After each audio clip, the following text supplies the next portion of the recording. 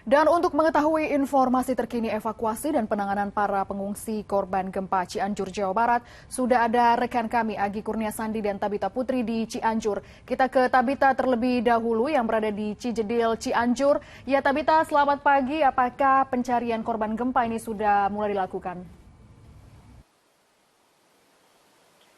Ya, selamat pagi Gracia dan juga saudara. Untuk proses pencarian korban yang hilang yang tertimbun longsor di Desa Cijedil, Kecamatan Cugenang, Cianjur, Jawa Barat ini memang masih belum dilakukan karena memang nanti rencananya untuk proses pencarian sendiri oleh tim SAR akan dilakukan pada pukul 8 pagi nanti.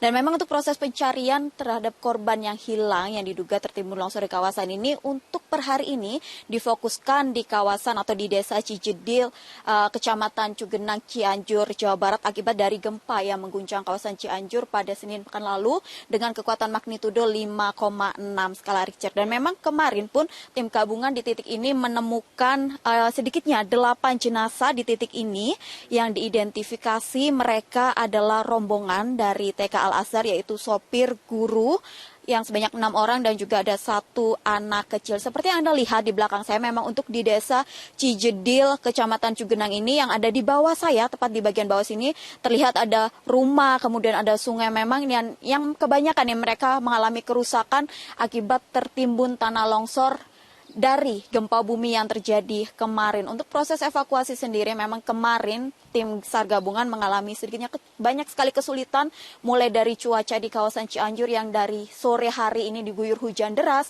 kemudian juga kondisi tanah yang labil, serta kemarin juga ada beberapa pagi hari ada juga gempa susulan yang terjadi. Ini membuat tim SAR gabungan harus ekstra hati-hati dalam melakukan proses pencarian terhadap korban yang hilang.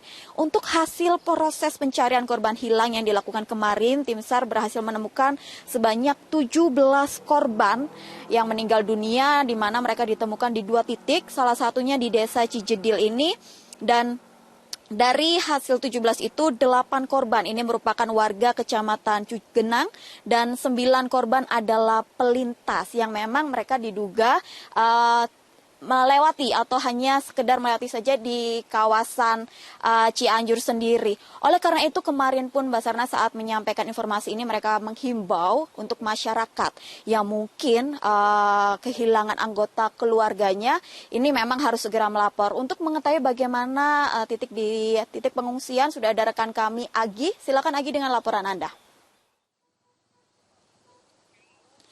Terima kasih Tabita dan juga saudara. Di sini saya di salah satu tempat ataupun kampung yakni Rawacina, Desa Nagrak. Di sini merupakan salah satu kampung yang terdampak cukup parah.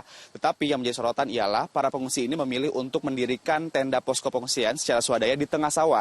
Anda bisa lihat di sini merupakan penampakannya bagaimana tenda darurat ini digunakan ataupun dibangun oleh warga secara swadaya di tengah sawah. Alasannya tidak ada lagi lahan yang kosong, yang aman, yang dinyatakan aman, sehingga inilah dipilihnya tenda untuk didirikan di tengah sawah. Sederhana, didirikannya hanya menggunakan terpal, kemudian juga dengan tikar seadanya. Pada malam hari tadi, ini hujan terus turun di kawasan Cianjur, Jawa Barat, sehingga ini yang berdampak pada para pengungsi.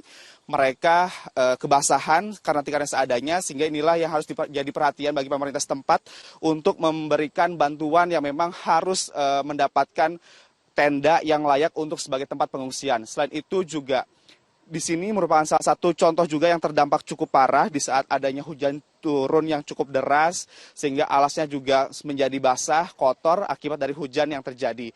Miris, Cia dan juga saudara, bagaimana posko pengungsian tempat istirahat mereka tetapi juga harus terdampak akibat dari hujan yang terjadi pada semalam tadi. Kemudian kalau tadi saya sempat bertanya kepada beberapa warga yang terdampak, mereka mengatakan ada beberapa hal yang dibutuhkan. Pertama adalah tenda. Karena kalau kita lihat tendanya baru berbentuk sederhana, tirai, kemudian terpal maksud kami. Kemudian juga ada beberapa tenda yang memang berasal dari beberapa pihak dari kepolisian yang seharusnya ini tidak didirikan di sini, tapi akhirnya diminta oleh warga untuk diminta karena di sini ada sekitar 200 lebih kepala keluarga untuk tinggal di sini. Kemudian juga yang dibutuhkan adalah MCK. Kalau Anda lihat, saudara, MCK ini yang digunakan oleh warga pengungsian di sini. Sangat sederhana sekali dan sangat darurat sekali. Hanya ditutup menggunakan kain, kemudian juga aliran sumber airnya adalah menggunakan air dari persawahan. Jika nantinya sumber air persawahan ini surut, mereka harus datang ataupun harus mengunjungi sungai yang jaraknya kurang lebih 700 sampai dengan 800 meter. Padahal kalau pada saat hujan turun, ini sangat membahayakan warga ataupun pengungsi untuk datang ke sungai. Selain itu juga, selain butuhnya MCK, mereka juga butuh saluran ataupun sumber air.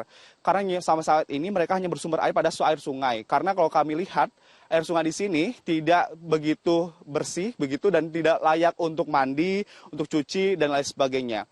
Hal lain yang dibutuhkan oleh para pengungsi di sini ialah bagaimana aliran listrik. Selama ini aliran listriknya tidak cukup memadai, tenda-tenda tidak ada lampu, sehingga mereka dibutuhkan adalah pencahayaan untuk membuat nyaman pada saat di dalam pengungsian.